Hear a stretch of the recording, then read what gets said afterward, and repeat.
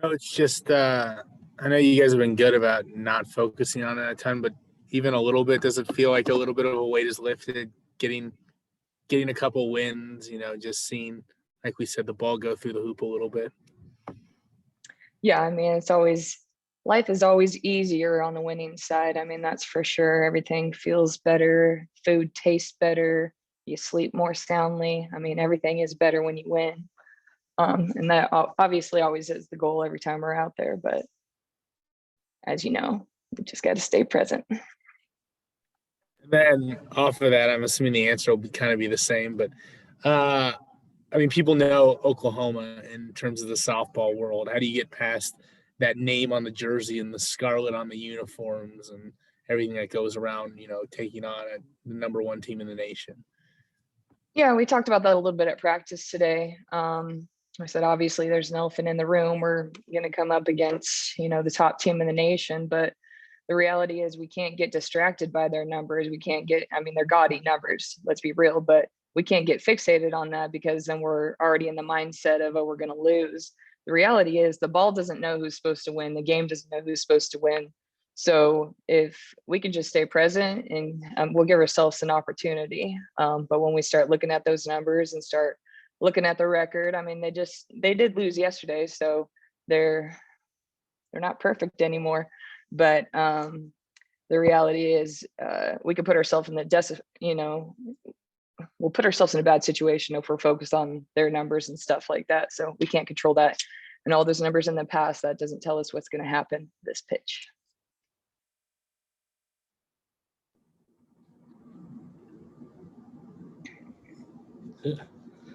Hey, Coach. In both wins last weekend, Whaley had an RBI single in extra innings. Obviously that's big. I was just kind of wondering, what do you attribute to that kind of success in high pressure situations like that for her? Actually, throughout the whole weekend, she was hitting the ball really, really well. She had some hits. I know the games weren't aired on TV, so you weren't necessarily able to see them, but one of the games she led off and she smoked a ball and the third baseman jumped up and caught it. And her next at bat, she hit a hard line drive to center field, also caught. So she actually hit the ball even better than the numbers show. But we were, after those first two at bats, I kind of pulled her to the side and I was like, don't let the outcome dictate, how you feel right now. You're giving your team confidence by how hard you're hitting the ball. It's kind of like, okay, yeah, we got this. Not, oh no, we don't have any hits. So just kind of getting them to give themselves credit for the good things they're doing. And it's hard to do sometimes. I mean, this is a game of failure, but we have to purposely find the victories along the way. But I mean, she was smoking the ball all weekend, to be honest. Yeah, I imagine her confidence is probably through the roof right now. How big is that entering a series where you're up against a big opponent like Oklahoma?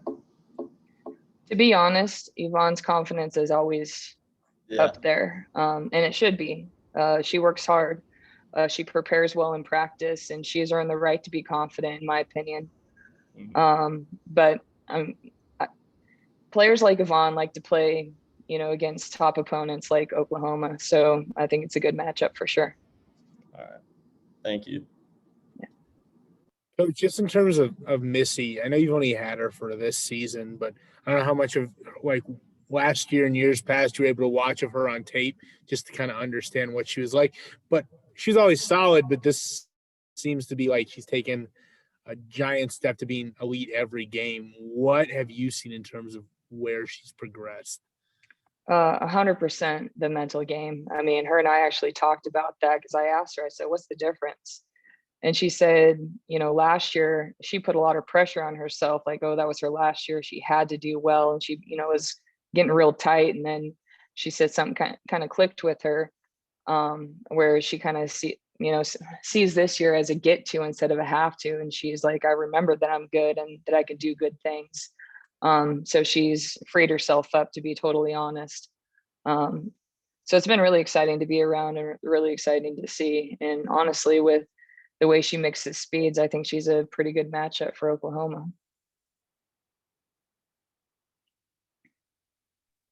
In terms of, you talked about when you take on a team like this, do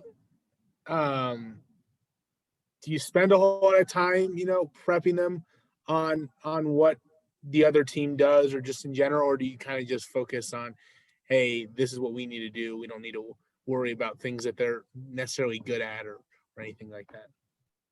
Yeah, I mean, because the reality is they're good at everything. You know what I mean? But in the Power Five, most of us should be good at everything. I mean, they are elite, but the reality is we can't control any of that. So, I mean, let's say their number 4 hitter hits or doesn't hit a rise ball well. If we don't have anyone that throws a rise ball, it doesn't matter. So we have to beat them with our best stuff and have confidence in what we can control. And like, I think especially Missy, as you just mentioned, she's been able to find ways to get outs and a lot of strikeouts, mixing her pitches, mixing her speeds. And I think that can be really effective. I mean, the whole key to pitching is disrupting the timing of the other team's hitters. That's an old cliche, but it's absolutely true. And that's why Missy's so darn effective, and she's got some pretty good movement. And then just as a team, I mean, I guess what was the difference between, this past weekend where you guys are able to close out a couple games, especially in the manner that you guys did it, versus maybe other games where you came up 1 run short, or you just weren't able to get that final nail in the coffin? Yeah, I mean, we talked a lot as soon as we got there, and we practiced every time we hit the road. We practiced at our opponent's field. But starting from that first practice there, we just talked about our focus for last week and was just playing as free as possible. And that's something that we really, that we have gotten better at, but we need to continue to get a lot better at. We are our toughest opponent. We're talking about Oklahoma here, but the reality is we are our own toughest opponent just by, getting so much in our head and trying so hard to perform and succeed that when we can free ourselves up, then we can actually allow our ability to show and shine. And I think we did a better job of that last weekend. So we need to keep growing in that area and keep improving in there to be able to see what we're really capable of. Is that the area where you think your team has turned the corner and grown the most, or is there another area where you've really seen them kind of progress maybe more than somewhere else? That's been one of the biggest focuses. So I would say that probably is the biggest area of growth, but we still have a lot of room to grow there. Even though we have grown quite a bit, I think the sky's the limit with stuff like that. So I think we have grown there quite a bit, but we still have a lot of room to continue growing there. Just out of curiosity, since you mentioned we weren't able to watch any of those games, beyond the box score, what else? Who else kind of stood out as having some really good weekends in Lawrence?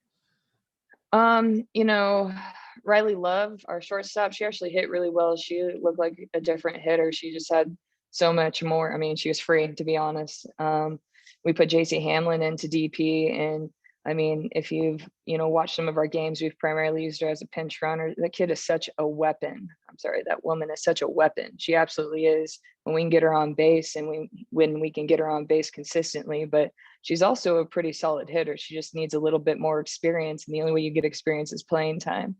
But she had some big RBI singles for us. And we put her in the 9th spot. And she was able to turn the order over for us, which I think was really beneficial. But those are some big ones right there. Defense did a pretty solid job. But I mean, Carly swung the bat really well, but that's been pretty consistent for us as well. But I'd say the two almost not surprising, but eye-opening ones were the 2 freshmen and Riley and JC. Hey, Coach. With Zoc having her success on the mound, obviously recently, she threw almost like 300 pitches last weekend. So you got to rely on your other pitchers. How are they feeding off of her energy, though, like Aaron and everybody else? Yeah, I think they're much more this year than in the past, from my understanding, have embraced more of a staff mentality than just writing 1 or 2.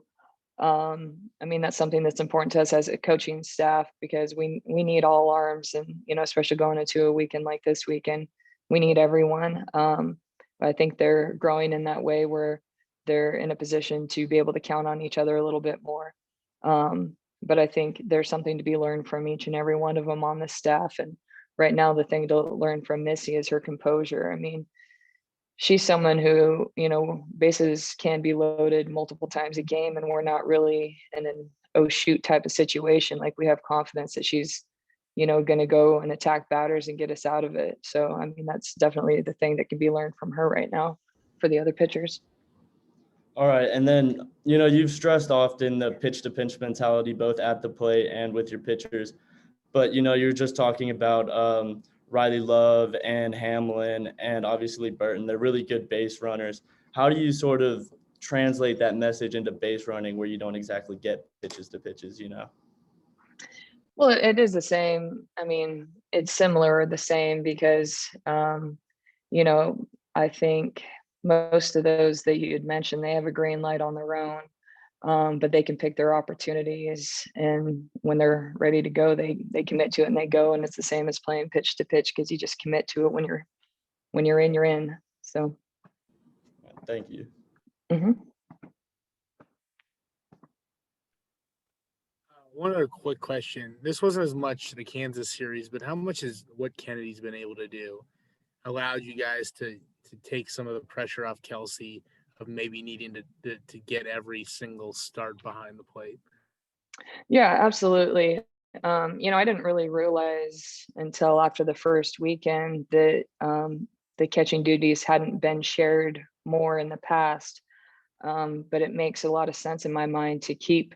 I mean, catching is a tough position on the body, and to be able to keep your players as fresh as possible, both mentally and physically, I think it's, a big bonus for us. But Kennedy's been doing a really nice job. Her and Kelsey push each other in really good ways. They're really supportive of each other.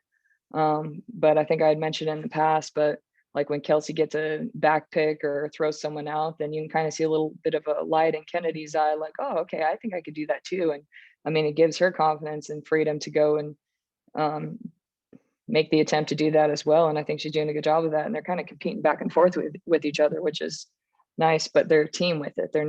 It's not a bad thing. That throughout she had, what was it, a couple weeks ago, Kelsey Leach-esque? Mm-hmm. Yeah, absolutely. And they keep doing that, like keep upping each other, like in good ways though. Like, okay, I did, now you do it next time. So I think it's pretty cool to see, especially from a freshman and a senior.